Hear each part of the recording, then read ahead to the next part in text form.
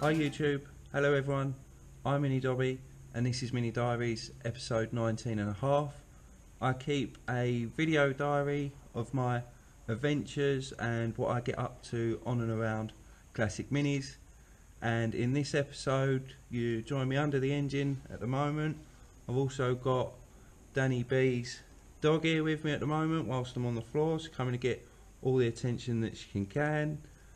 I'm doing the half episode this time as I want to get the engine almost complete and ready for it to start, and then drop that in episode 20.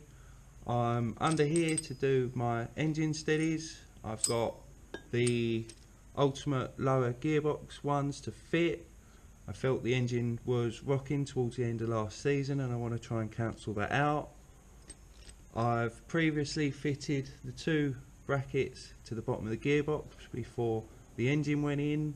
I've now got to fit the steady bar and mount it up on to the subframe. There's one that's all in bits at the minute, and that one's been sort of half built up, ready to go on. Luckily on the passenger side I've already got a hole there. I don't know if that's a standard thing, but it saves me drilling a hole and it makes all of this really easy to fit up. So you'll catch me again in a little while when this side's on and I'll show you how I got on. Still under the car, and I've drilled the hole in the subframe for the driver's side. I've got the engine steady on the bracket there. I've left it sort of loose and I've pushed it up to the subframe. Good little tip, there's a bit of copper slip on the end of the bolt. Put that through the hole there and through the rubbers, and then marked on the subframe where I needed to drill the hole. Drill my hole up there now, and it's all ready to slide through and do up. That's one side done. The hole on the other side wasn't in the right place and it was just causing the engine steady to sit off, so I've got to drill a hole over on that side again as well. All good fun when you've got loads of blunt drill bits. Hey you! Boom, that's it. It's all nice and tight. Doesn't seem to be fitting or sitting at too many funny angles. Hopefully this is going to make my engine feel like it's right dead in place. So I managed to get the hole for the second engine steady to go on and for the bolt to go through, but the thread on the bolt is all damaged, it's brand new, so I'm going to have to get another one of them. I'm not able to thread the nut on the end, I'm going to have to get a new one of them. It's got the little shaft on it there before I put that on. Still, there's plenty more things on the list to get on with, so on to the next thing. Hey you! Come back here! So I've half done the engine steadies whilst looking through some parts and searching for the clutch master to slave cylinder braided pipe. I managed to find an elbow for the vacuum pipe, which is great. I've lost that as well as the braided pipe, which I found and I've fitted now as well. Just going to fit this elbow before I manage to lose that. I have got a bit of a list here. I'm slowly getting through them. I've got the copper brake lines to make up and the dash to do next. I'm going to get home, get some rest, have a scrub up, and I'll be back when the sun's out again to come and do some more and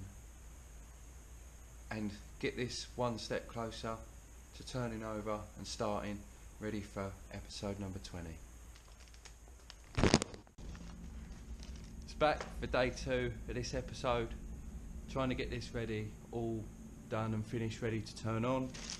I've got my list and I've done a few little bits, few little bits more this morning. Now ready to put the wheels on and drop it on the floor. Rick said he's fed up of it looking like this and being in the way. Rick said he's fed up of it looking like this and being in the way, so hopefully with the wheels on I can turn it around and maybe push it outside and get some sun on it. But I've still got my list and some bits to do. Next is the oil filter, and I'm also going to be moving the oil cooler as well and looking at repositioning that. So I'll show you that and let's see how I get on in a little while.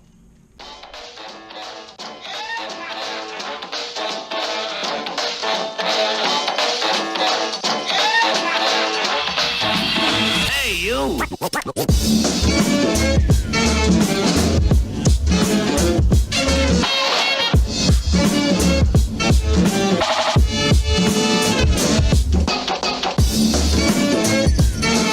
What?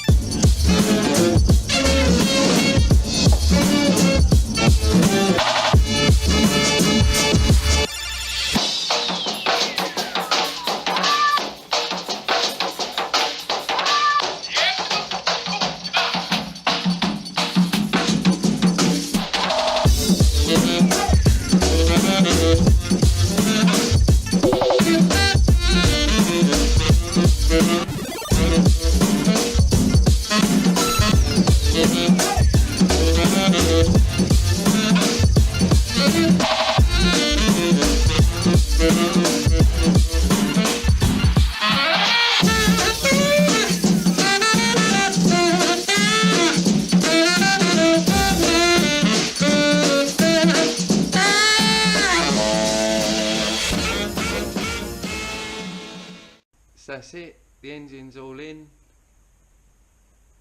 it's all bolted up, it's all done up tight. I've moved the oil cooler down, that was a little bit messy. I've taken out the two large hoops in the pipe which run down to the thermostatic valve.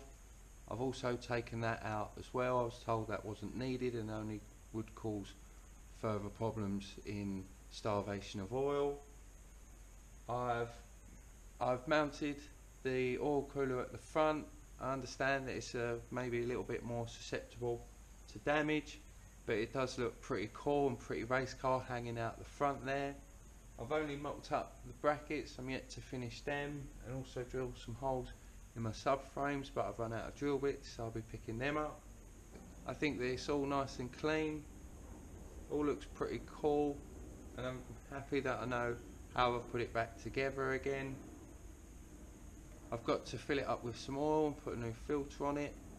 I've got to finish off these brackets and also make some brake pipes up. They're not too bigger things to be doing, but hopefully in my next video I'll be able to drop the footage of this starting. Fingers crossed. A little bit more work and it should be ready for the MOT and to get back out on the road again and then get off to some shows.